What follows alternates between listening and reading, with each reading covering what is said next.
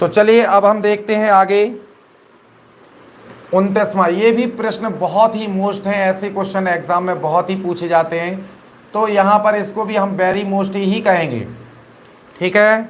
वो कह रहा 10 और 250 के बीच में 4 के कितने गुणज हैं। तो बच्चों वो कह रहा 10 और 250 के बीच में 4 के कितने गुणज हैं, मतलब हमें 4 के गुणज, जैसे 4 का गुणज 4 दूनी 8 दूनी, ठीक है, तो 4 3 12 4 चौको 16, इस प्रकार से 4 का एक प्रकार से पहाड़ा, यानी 4 से विभाज्य कह लो, तो 4 का जिनमें भाग चला जाएगा वही उनके गुणज हो जाएंगे। ठीक है, या यूं कह सकते हैं गुणज निकालना है तो हम 4 का 1 में गुणा कर दें, तो 4 एकम 4, 2 का गुणा कर दें तो आज 4 दूनी 8, मतलब गुणा के द्वारा भी 1 2 3 4 ऐसे करके हम तो कई जो है गुणज ज्ञात कर सकते हैं। लेकिन बाउंडेशन इसमें क्या है, 10 और 250 के बीच। तो बच्चों यहाँ 4 का भाग 10 में तो जाएगा नहीं, और बीच का मतलब होता है ना आप 10 ले सकते ना 250, यानी 10 से हमें बड़ा लेना है, संख्या को बड़ी संख्या लेनी है, मतलब जो गुणज लेंगे 4 का वो 10 से बड़ी संख्या लेंगे और 250 से छोटी, तो उनके बीच के कितने गुणज हैं उनकी संख्या हमें ज्ञात करनी है। चलिए तो अब हम करेंगे क्या यहां पर, तो देखिए, तो सबसे पहले तो हम देखेंगे, पहले समझ लेते हैं 10 है तो 10 में भाग नहीं जाएगा, तो हमने जैसा पिछला सवाल अभी समझा तो एक बार भाग करके तो देखिए जो शेष बचे, क्योंकि ये छोटी संख्या है और एक आपको ध्यान देना 10 और 250, तो 10 छोटी है और ये बड़ी है, तो छोटी संख्या में भाग देने पे जो शेष बचे तो जितना हमें भाग देने के लिए आवश्यक है उसमें जोड़ दीजिए, जैसे 4 दूनी 8 है, 2 बचे, अब हमें 4 का भाग देना हो, यहाँ 2 है तो 2 इसमें ऐड होना चाहिए, तो आप संख्या में जोड़ दीजिए, तो 10 और 2 कितनी होगी 12। अब इसमें 4 का भाग 250 में दीजिएगा तो कितना हो जाएगा, 4 6 24 हो जाएगा, यहाँ से 1 बचेगा, 4 दूनी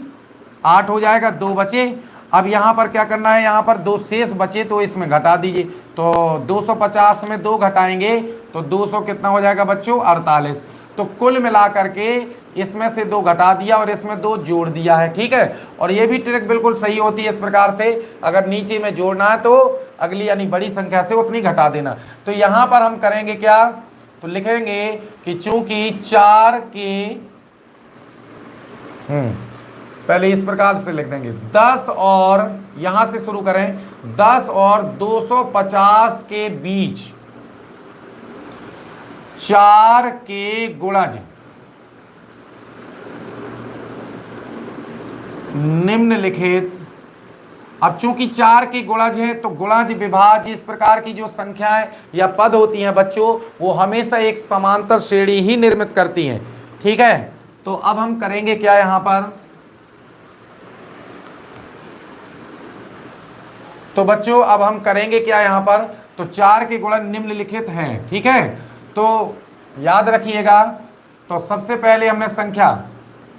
12, हालांकि आप यहां पर लिख सकते हैं समांतर श्रेणी के विषय में, चलिए नहीं तो नीचे लिख देंगे, तो 12 हो जाएगी, और 12 और 4 का गुणज है चूंकि, तो 12 4 कितना हो जाएगा 16, 16 4 20 हो जाएगा, 20 और 4 24 हो जाएगा। इस प्रकार से लास्ट में हमने अभी ज्ञात किया था कितना 248। ठीक है, तो ये लास्ट पद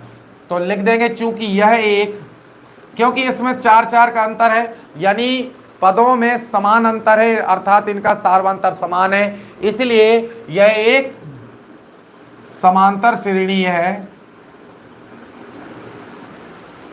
और जब ये समांतर श्रेणी तो इसका प्रथम पद ए कितना हो जाएगा 12 और डी का मान हो जाएगा 4, एन हमें ज्ञात करना है क्योंकि ये बताना कितने गुणज हैं, 4 के कितने गुणज हैं, तो मतलब n का मान यानी गुणज की संख्या या पदों की संख्या कह सकते हैं ज्ञात करना है। और चूंकि जो लास्ट वाला पद होता है, चूंकि यहाँ पर कई पद अज्ञात हैं और लास्ट का जो हमने ज्ञात किया है, ठीक है, तो इसको हम nवां पद मान लेते हैं। चलिए अब हम स्टार्ट करते हैं, तो फॉर्मूला होता है ए एन बराबर A plus N minus 1 into D से। तो बच्चों अब हम क्या करेंगे, ए एन का मान रखेंगे, तो 248 बराबर ए का मान 12 प्लस एन का मान यहाँ पर हमें ज्ञात ही करना है, और डी का मान है कितना बच्चों 4। तो चलिए या तो 12 को यहाँ पर, चलिए इस बार क्या करते हैं गुणा करके करते हैं, हर प्रकार से आपको सीखना है। तो यहाँ पर 4n माइनस 4 हो जाएगा, थोड़ा सा सरल कर लेते हैं।